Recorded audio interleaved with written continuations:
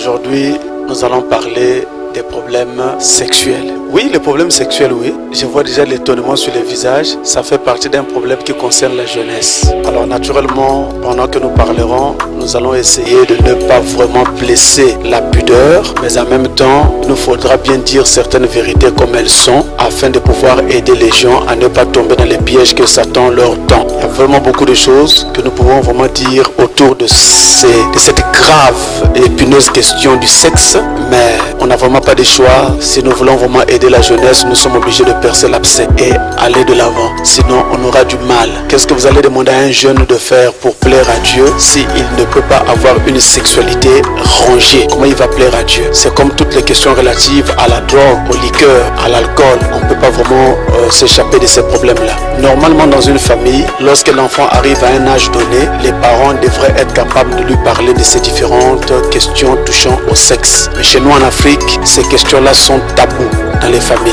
C'est très difficile que vous puissiez voir un enfant s'approcher de son père pour lui poser des questions autour du sexe. C'est même une abomination. Donc, il va commencer comment? Donc, du coup, comme dans nos familles, ça ne passe pas, alors nous, en tant qu'église, en tant que pasteur, en tant qu'éducateur, dans les écoles également, avec les enseignants et tout, nous prenons le relais pour faire le travail afin de faire que notre jeunesse puisse vraiment avoir une vie rangée. Avant d'aller plus loin, j'aimerais d'abord lire un passage de la Bible, parce que ce sujet-là était un sujet où je sens déjà que ça sera peut-être compliqué. Alors, je vais lire dans Galates chapitre 5, le verset 24, il est dit: ceux qui sont à Jésus-Christ ont crucifié la chair avec ses passions et ses désirs. Ceux qui appartiennent à Jésus-Christ ont crucifié tout cela. Est-ce que vous appartenez à Jésus-Christ? Merci d'avoir dit Amen. Maintenant, ça va se vérifier. Le sexe avant le mariage. Ça s'appelle en langage spécialisé le sexe prénuptial. Alors, je vous donne certains passages et nous allons découvrir par nous-mêmes, au travers de la Bible, qu'est-ce que Dieu pense du sexe avant le mariage. Alors, un frère va nous prendre Romains 1, verset 29. Un autre nous prendra 1 Corinthiens 6, le verset 13 et le verset 18. Un autre nous prendra 1 Corinthiens 10, le verset 8. Et quelqu'un d'autre nous prendra Galates chapitre 5, le verset 19. Il y a un frère qui nous prendra Colossiens 3, le verset 5. Et enfin, quelqu'un nous prendra Jude 7. Jude n'a qu'un seul chapitre, donc quand on dit Jude 7, ça veut dire Jude 1, verset 7. Alors, nous commençons par le premier passage, Romains 1, le verset 29. Lisons au nom du Seigneur. Étant remplis de toute espèce d'injustice, de méchanceté, de cupidité, de malice, plein d'envie, de meurtre, de querelle, de ruse, de malignité. Vous avez entendu ça? Il a été dénoncé le fait de vivre de façon impudique, de façon débauchée. Ça a été dénoncé. Nous prenons l'autre passage. 1 Corinthiens 6, verset 13 et le verset 18. Les aliments sont pour le ventre, et le ventre pour les aliments. Et Dieu détruira l'un comme les autres. Mais le corps n'est pas pour l'impudicité. Il est pour le Seigneur, et le Seigneur pour le corps. Vous entendez ça? Le corps n'est pas pour l'un. Verset 18. Fuyez l'impudicité. Quelque autre péché est hors du corps. Mais celui qui se livre à l'impudicité pêche contre son propre corps. Vous entendez ça? Celui qui se livre à l'impudicité pêche contre son propre corps. Or, il y a un principe biblique qui veut que quiconque détruit le corps que Dieu lui a donné, Dieu doit aussi le détruire. Parce que ce corps que Dieu vous a donné est sacré. N'allons pas d'abord loin. C'est quoi l'impudicité? L'impudicité, c'est ce qu'on appelle encore la fornication. C'est la vie qu'un jeune homme ou qu'une jeune fille mène avant le mariage. Quand un jeune homme va avec une jeune fille alors qu'ils ne sont pas mariés, ou une jeune fille va avec un jeune homme alors qu'ils ne sont pas mariés, eh bien cet acte-là s'appelle impudicité, ça s'appelle aussi fornication. Parce que vous n'êtes pas mariés, ça devient une souillure, ça devient une impureté. Et Dieu dénonce cela. Si ici dans cette salle, et même ceux qui nous suivent partout ailleurs jusqu'à l'étranger, eh bien il y a des gens qui veulent aller à l'enlèvement, mais ils ne sont pas encore mariés, ils doivent quitter l'impudicité, ils doivent quitter la fornication. Là il n'y a plus assez d'amen. Ah, je vous ai dit que ça va se vérifier. Ça commence à se vérifier. Alors nous allons prendre le passage suivant. C'est 1 Corinthiens 10, verset 8. Ne nous livrons pas à l'impudicité, comme quelques-uns d'entre eux s'y livrèrent, de sorte qu'il en tomba 23 000 en un seul jour. Ne nous livrons pas à l'impudicité, comme ce qui est arrivé aux Hébreux à cette époque-là. C'est pourquoi il y a eu autant de morts en ce temps-là. C'était à cause de ce péché. Dieu ne supporte pas ça. La fille que vous touchez là, après vous l'abandonnez. Vous partez, vous touchez une autre, vous abandonnez. Après, c'est pour que ça devienne quoi? Je sais que nous sommes dans un monde où vraiment il y a une véritable licence qui se passe, un véritable désordre, le monde actuel, mais et pourtant il y a aussi encore des chrétiens. Et même si le diable nous a fait suffisamment du mal en nous égarant, mais maintenant nous revenons sur le chemin. C'est pourquoi nous travaillons avec la jeunesse pour faire que nous puissions être des gens stables. Alors, dans Galates au chapitre 5, quelqu'un va lire Galates 5 verset 19. Or, les œuvres de la chair sont manifestes. Ce sont l'impudicité, l'impureté, la dissolution. Vous entendez ça? L'impureté, c'est de ça dont il est question. Ces choses-là, les impudicités, ce sont des œuvres de la chair.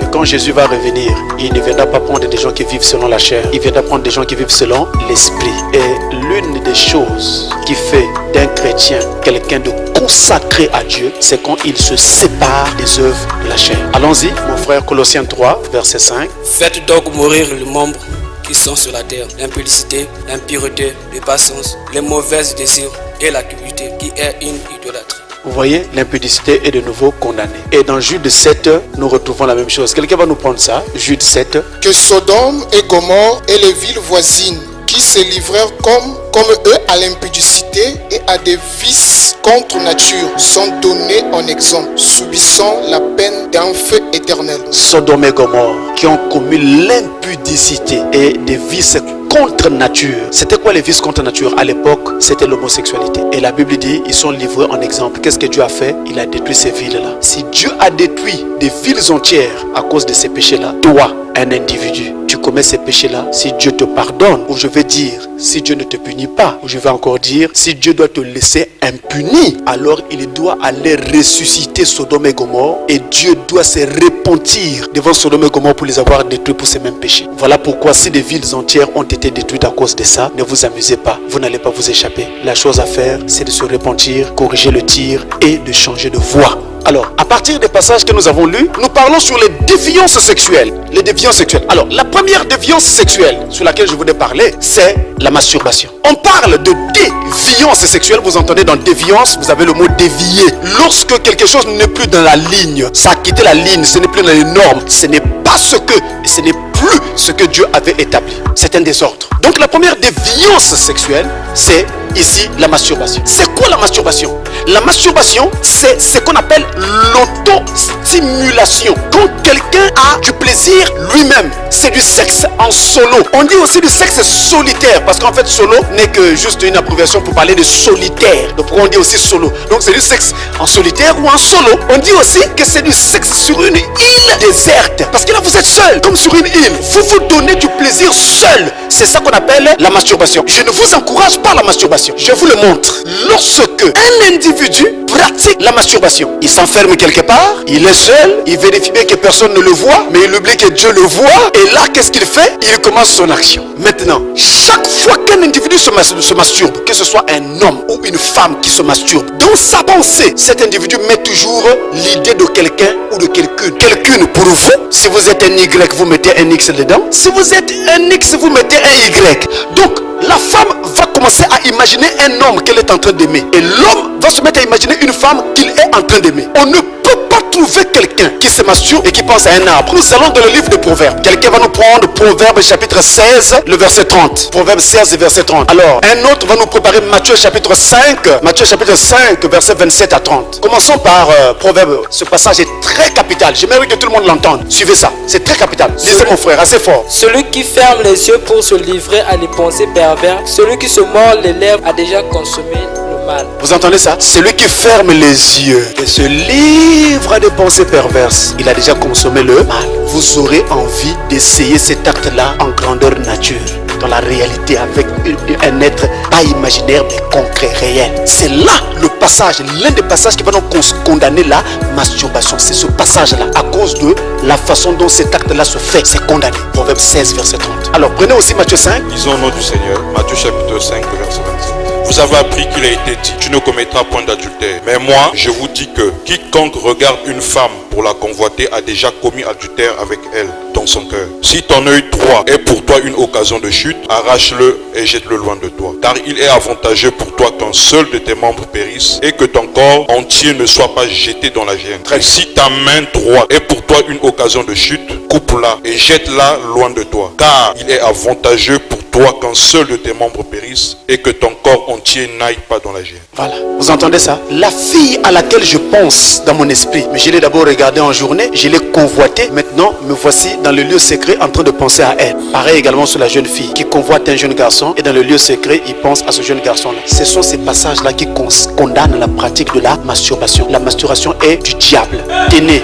Quand quelqu'un sort d'une séance de masturbation, dans son cœur, il sent une autocondamnation. Donc, vous sentez une autocondamnation. Vous l'avez déjà senti. Vous sentez aussi une honte secrète. Quand vous êtes à côté de quelqu'un qui vient de vous visiter, vous sentez une honte. Mais personne ne vous a repris. Personne ne vous a attrapé. Vous étiez seul en séance de massage. Deuxième déviance sexuelle, la pornographie. Et ça, la jeunesse est vraiment infectée sérieusement par ce problème. Je vous dis jusqu'à l'école primaire. Je parle sérieusement. Je peux prendre frère Didas ici à témoin, il connaît ça. Des enfants attrapés derrière les toilettes de l'école primaire avec dans leur téléphone des films pornographiques. Sérieux, je vous dis sérieusement. Toute la jeunesse. D'ailleurs, aujourd'hui, beaucoup d'enfants ont des ordinateurs. Parlons même pas d'ordinateurs, les tablettes, les téléphones. Et la plupart de ces téléphones sont des téléphones intelligents qui se connectent sur Internet, qui vont partout sur YouTube et partout le reste. Vous savez, même sur YouTube là, quand les gens rentrent dans les endroits là, on vous dit, est-ce que vous êtes adulte? Si vous êtes adulte, dites oui. Vous cliquez sur oui, ça s'ouvre. Donc même un enfant qui a 5 ans, s'il a un peu d'intelligence, il va cliquer oui là-bas, il rentre. C'est compliqué mes amis. C'est très compliqué. Alors, c'est quoi la pornographie? Je sais que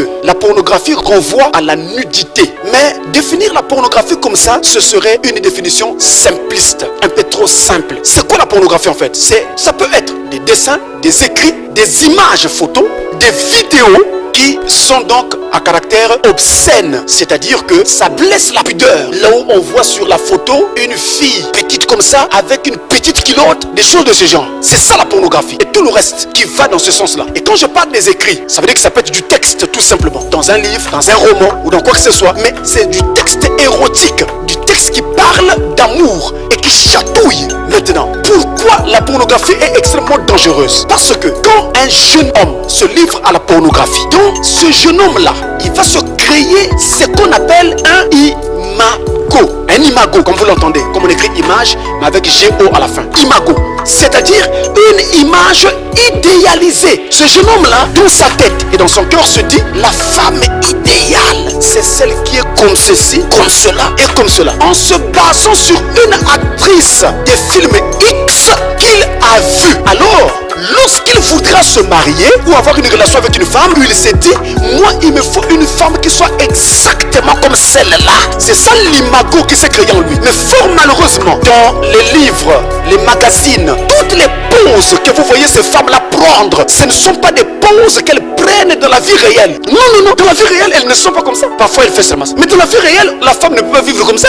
Or, dans le magazine, quand elle a fait ça, elle voulait montrer sa poitrine. C'était fait à dessein parce qu'elle avait un but à atteindre avec. Alors, ça me permet de vous expliquer quelque chose très rapidement qui va vraiment aider les jeunes gens. Il y a dans le domaine de la sexologie ce qu'on appelle les patrons de stimulation. Patron, comme vous l'entendez, comme on écrit patron d'une entreprise. Mais là, patron, c'est comme ce que font les tailleurs, un modèle. Vous voyez, les tailleurs, quand ils font leur couture, ils ont des patrons là. Ils tracent à partir de ces patrons là. Et donc là, également, il y a des modèles, des stimulations chez l'homme et chez la femme. Chez la femme, une femme, elle est beaucoup plus facilement stimulée, beaucoup plus rapidement stimulée, en tout cas, on va dire à coup sûr stimulée, par le toucher et par les paroles. Donc vous voyez, pour peu qu'elle tombe sur quelqu'un qui s'y connaît, qui a la maîtrise de cet art-là, ça peut amener beaucoup de dégâts. C'est pourquoi vous verrez que la plupart des femmes, dès que tu lui dis tu es très belle, hein, elle est renversée. C'est maintenant qu'elles ont compris que ça c'est des flatteries. Donc la plupart des femmes maintenant font attention. Quand tu viens de lui dire tu es belle, elle ne va pas t'accepter tout de suite. Non, ça c'était hier.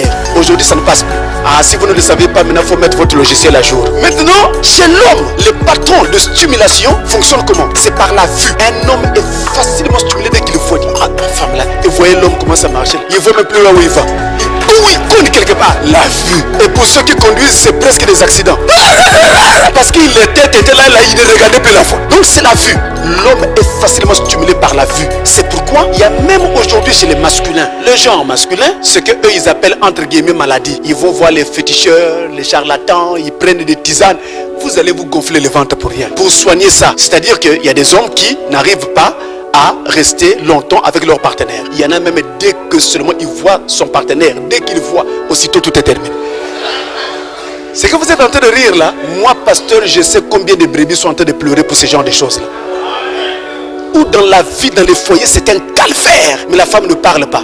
Mais généralement, elle ne parlera pas pendant un certain nombre d'années. Après, ça va lâcher. Quand elle va se mettre à parler, elle se retrouve dehors. Elle devient comme une chaîne en rute qui se lâche partout dans la nature. Oui, il faut régler le problème avant qu'il ne soit trop tard. Et donc, qu'est-ce que les hommes font? Ils vont dans les pharmacies, ils vont voir les médecins, ils vont dans les bizingas. Pour aller chercher de calmer ça. Non, ce n'est pas ça. Il y a des méthodes naturelles créées par Dieu qui permettent de régler ce problème. Là, ça passe à la télé. Sinon, je pouvais vous donner, c'est scientifique. 2 méthodes scientifiques.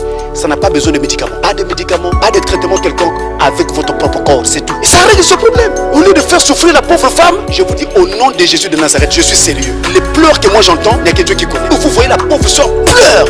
Et pasteur, cet homme m'avait trompé. Il savait qu'il était comme ça, mais il m'a pris en mariage. Là, je vis comme sa petite soeur. Pasteur Nassalanini, moi je calme, non, sœur, reste encore, sœur, reste. Mais reste encore, même moi, pasteur, je sais que ça va finir par lâcher. Donc, chez les femmes, les stimulations fonctionnent par les choses les plus importantes chez les femmes. Il y a le toucher et il y a les paroles.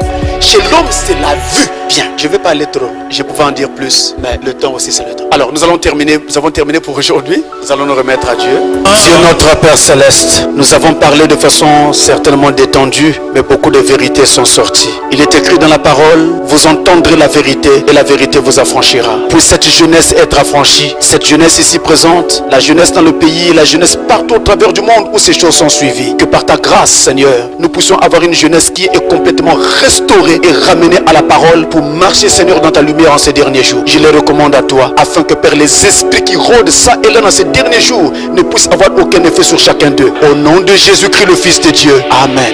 Que Dieu vous bénisse.